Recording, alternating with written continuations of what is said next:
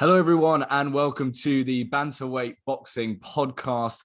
I'm your host, Michael Waite, and this is the pound for pound #1 podcast around. Join with me are three of my weight brothers. Let's get some introductions going. Let's start from the eldest, going down to the youngest. Johan, over to you. Yeah, Johan here, fighting fit, ready to talk some boxing. I don't know who that dude is with you there, Mike. Next show, is that your mate? I'm your brother, mate. We wanted a fucking intro, not your fucking life story, mate. Oh, I thought we were toning it down. All right. Gloves are off. Gloves are off. Good evening, everyone. I'm sorry about that. I hope you all enjoy the podcast tonight. Looking forward to a big year, 2022. Lots of great fights coming up. Let's get into it. Happy New Year, everyone. Thank you for joining us again. Let's get into it, Mike. Short and sweet. I like it, Joe. So in this episode, we're going to be talking about our 2022 wish list, all the fights we're hoping to see in 2022. I've told all the brothers to keep their fights a secret, so we're all going to hear what we want to see for the first time on the pod. You're right there, Jim. Quick prayer before the pod, was that? Yeah, for the boxing gods. Feels gonna be sick. Yeah, good. Long day at work. Anyway, so Joe, if you want to kick it off, go with one fight you really want to see this year, realistic or not. Let's hear it. Straight away, George Kambosos, Lomachenko. Oh, Got to be done. That's the best division in boxing at the minute, that lightweight. There's so many fights to be made there, but that's the real tester for Kambosos. Obviously beat Teofimo Lopez, who beat Loma. Other than like a Jake Paul fantasy fight, that's the one for me. Got to see it. I'm so glad that Joe didn't say anything interesting there. Just came out with, So anyway, a really obvious fight. Oh well, I gave that a lot of thought, didn't you, Joe? Get that a lot of thought. Well, it's interesting. I think it's interesting you've gone for Lomachenko there, because I would have said the rematch with Lopez. Yeah, true. That was a great fight. Both fighters knocking each other down at different ends of the fight. I'd probably be more excited to see the rematch than the... Yeah, and with Lopez last fight, it does tee it up quite nicely. Yeah, but look how well Lomachenko was in his last fight. But I think, Joe, I probably would have said the same as you, Joe, because of the mystery of Lomachenko. Because when you say just look at his last fight, the way he moves, the way that I don't want to bring Usyk in yet, but the way they move, I still can't get over. And I don't think it's just the way that people have hyped Lomachenko, but I still can't get over the fact that he lost, because his style of boxing is extraordinary to watch. And I'm with you. I would rather see the Lomachenko fight. Also, and you've got to consider he's 33 years old now, mate. You can have the rematch, but I don't want to see. So he's still very young. So he's still very young, Joe. Shut up, you old kid. Well, because I was thinking about saying a Lomachenko fight as well, but the one I was thinking of was more fantasy. Would probably be the Tank Davis Lomachenko fight, because I've been waiting for that for about 3 years or so. Yeah, and I think it's just a big money, big pay-per-view, proper prize fight, and I think that's one I'd probably quite like to see. I like your choice as well. I think that's probably, in terms of boxing hype and the right fight to make would probably be. But on one level, Mike, every fight is a fantasy fight, because obvious fights that should happen don't happen. So it's kind of that weird. Your pick there is probably as much of a fantasy as AJ, Fury, or any of the obvious things that should have already happened. Yeah, really. No, that's very true. You got a prediction for that fight, Joe? How would you see it if it's made? How would you see it going?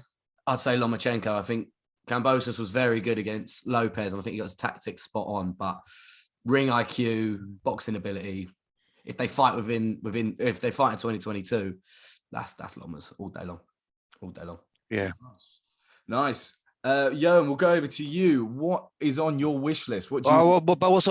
that's my wish list, but then it's what's on my mind. It's like I can't understand how Lomachenko has 2 losses on his record. So this is a guy that can lose, right? Twice. But he's magic. It's like Usyk.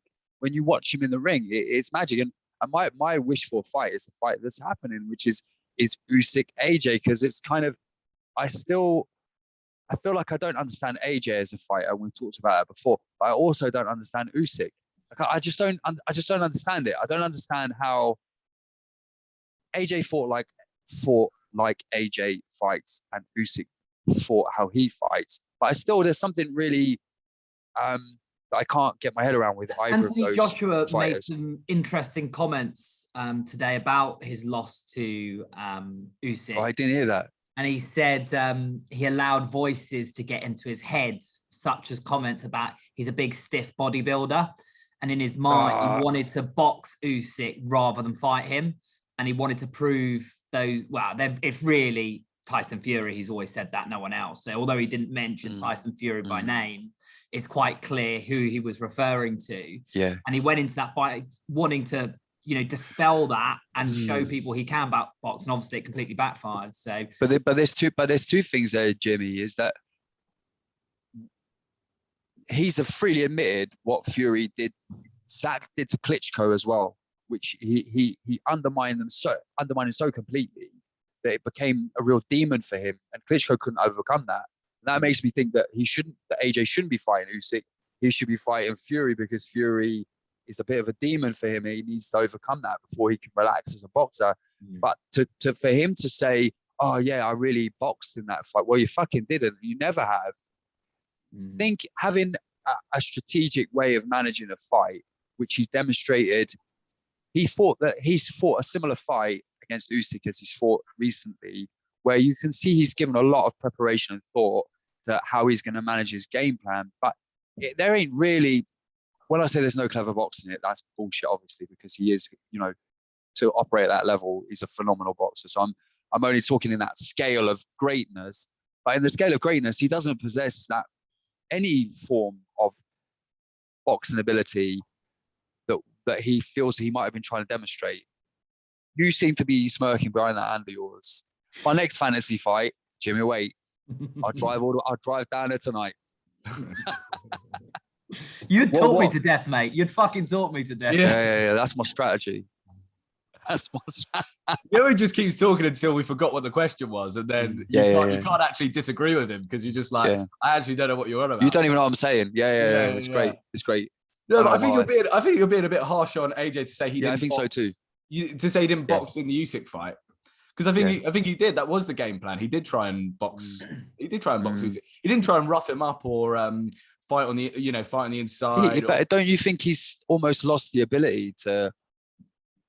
And maybe that savagery that he showed in earlier fights, maybe that's because of the level of opposition that he faced.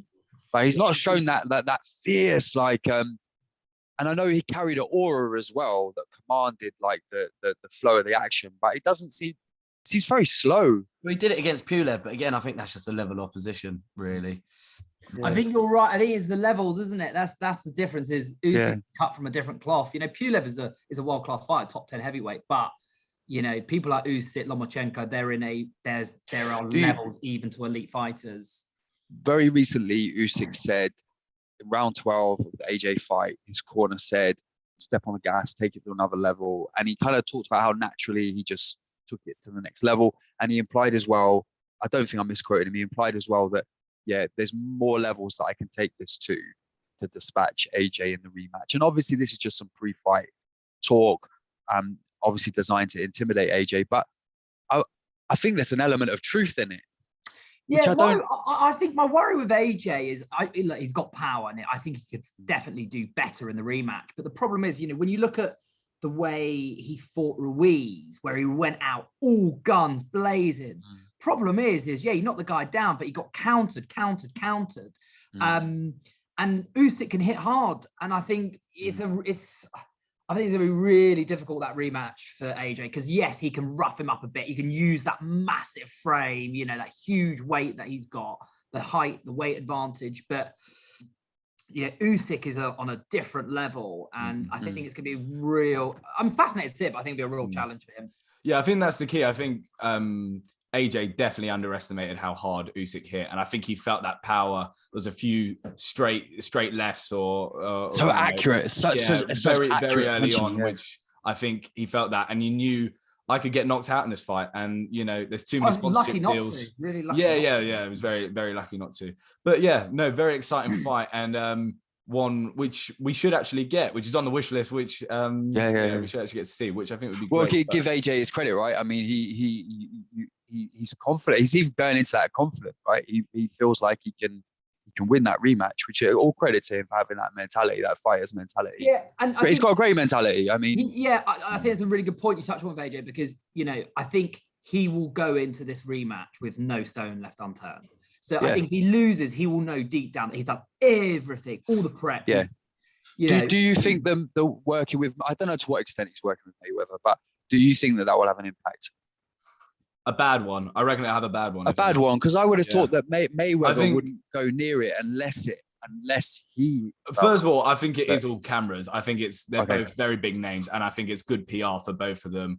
And I think it's a great storyline to spin with AJ. Look, I'm going to be different because I'm training with the best trainer of all time and the best gym of all time. I'm training with Mayweather, so suddenly I'm going to fight like Mayweather. I think it's good PR. Right.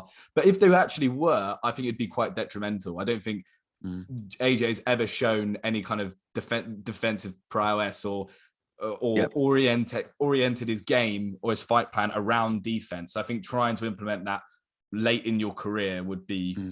He probably should have just taken Tyson Fury's offer. Assistance. Well, I mean that honestly, like in some ways. Yeah, no, definitely. Well, your prediction then, Jörn, for that fight. My wish is that AJ actually finds a way to win. I think would be the most interesting outcome. Yeah, and I at least want him to be very competitive and to bring a new dimension to that fight. But I think that Usyk will perform. I think it's a debate whether AJ performs at the next level. It's not a debate whether Usyk does. I think Usyk will bring a very, very, and even a higher level standard to this fight. So he probably wins, by knockout relatively early, 7th round, 8th round. I've got a feeling in my bones. I think Usyk's got that. If it's easy to believe in now when you're saying about I've got other levels, and if he does, it's a 7th round knockout.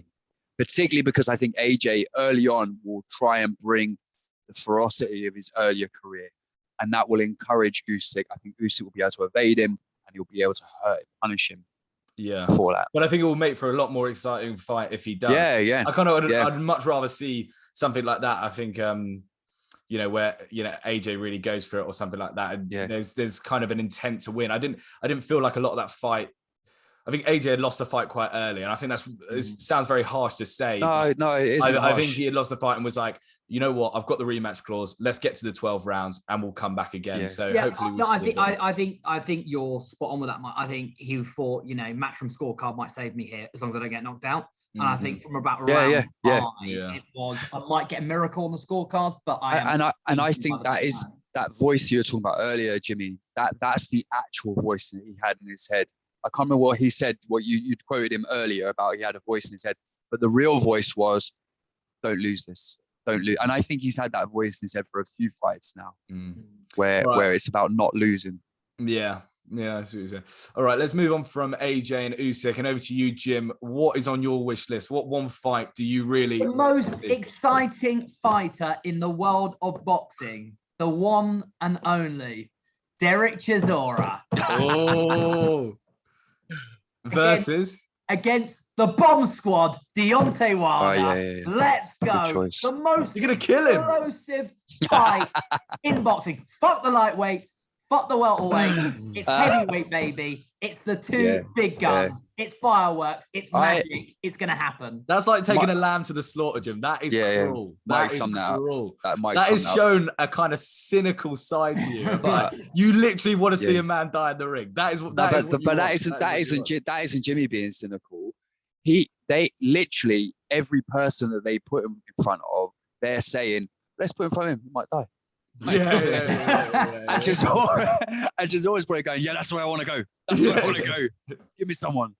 So I like that. I think that's a brilliant fight, actually. Great shot. I think in my fight that I wanted to pick would obviously be a very obvious one, which is Spence Crawford, but I don't think that's going to happen. And I think it's probably, I don't think it's as exciting. I think it's more of a chess match. I think it will be very cagey. I think both fighters first 6 rounds will be trying to figure each other out. It will be a lot of that fighting at range. I actually do think the Chizora Wilder fight will be, the thing about Chizora, although he got bashed up by Parker in his last fight, he got hit with some hard shots, and the harder he got hit, the more he came back with power, and he is so entertaining. They both are. They're both in and outside the ring, aren't they?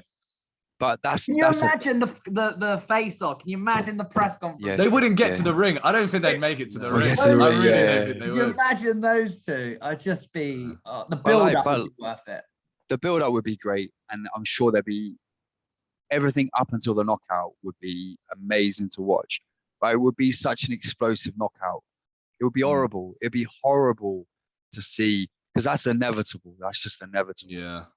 But Wilder's going to hit him with something. And I know Chisora put up a great show against Joseph Parker. I'm not going to take that away from him. He did fight really well. But if Parker had any ounce of killer instinct in him, like any bit of a real killer, a real heavyweight killer, Chisora would be out of that ring in 4 rounds, because the amount of times he got hurt and Chisora and Parker was just like, I'm not going to go in for the kill. I'm not going to go in for the kill. Parker doesn't hit that hard, especially in comparison to Wilder. Close. I think Wilder's left hand is probably stronger.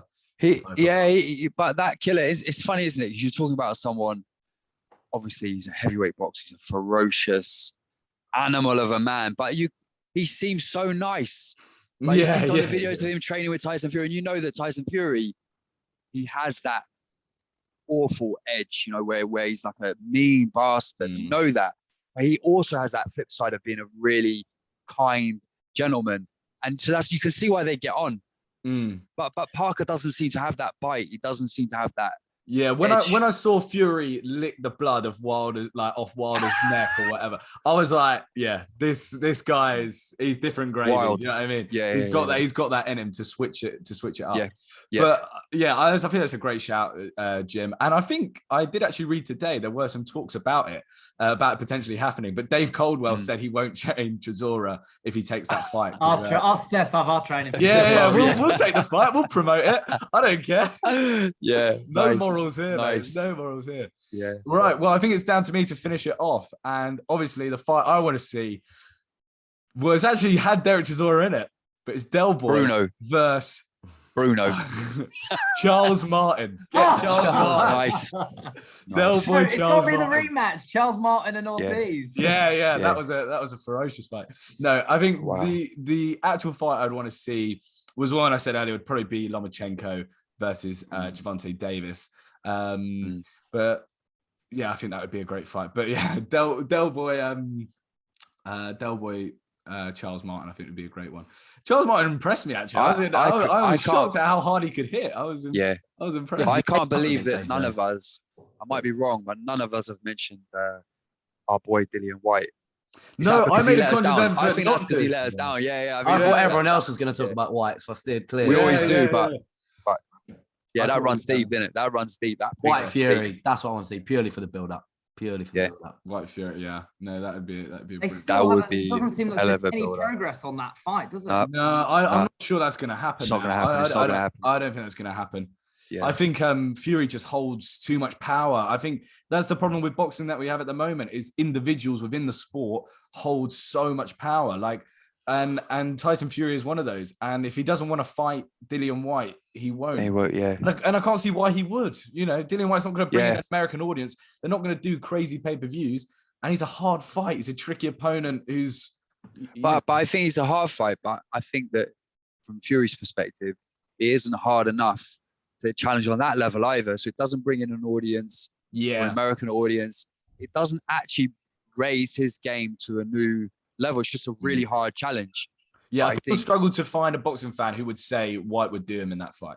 I love White. Well, exactly. We love loads of bits, but he got knocked out, didn't he? By I forgot his name. Fetkin, obviously. Beautiful punch, but White has shown vulnerability. Wilder, when Fury went into the Wilder fight, he's undefeated. Everyone says he's the hardest puncher of all time. So it takes your game, takes you to a next level, doesn't it? Yeah. Whereas beating White isn't going to take him to the next level. Although has Wilder's standing gone up after Ortiz's victory on New Year's Day? Yeah, That's a good twice, point. 42 That's a years good old. point. Yeah, Getting up to the And knockout was brutal. Brutal. The finish from Ortiz was filthy. And they said Yeah. don't know Ortiz's actual age because he's like come from the Cuban background. Yeah. They claim he's like 42, but like people reckon, Oh yeah, I would. That fight was weird on so many levels. So many levels. Yeah. I was watching it. And every 5 minutes they pan to Charles Martin's family, who are all like laughing, All taking crying. selfies. And then they go to Luis Ortiz family, and literally they're just like crying their eyes out. That's it. And then he gets his glove caught in the ropes. I don't know. Have you ever heard of it? And then like he's got his glove in the ropes. I'm like, Not even in all of the Rocky films, which take boxing in loads of in every direction you could possibly go, of every adversity. Not even in those films did Rocky get his glove in the fucking ropes. That's thing is like you can't even imagine it. You couldn't even. That would be a great scene, isn't it? Like he gets his like glove caught in the ropes. I can see it, Ivan Drago's just like banging him in the rope, Nicky. Got the rope. Anyway, I think that's a good place to wrap it up on Rocky. We've all given our wish lists. Hopefully, boxing lives up to it. We haven't had a greatest start to the year actually with boxing in Britain being cancelled this January. I think it's all been delayed for a good cause. I think they're using they want the doctors to be fighting off COVID and helping out with that. So it's fair enough. But after January, hopefully it picks up. One fight I'm looking forward to, which is happening, is going to be the Eubank versus Liam. Is it Liam Smith? I think I've got that wrong. Liam Smith. No, but you've got Kell Brook Khan in February. Oh.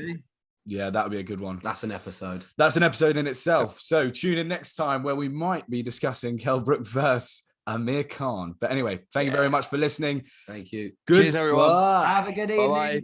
Bye-bye.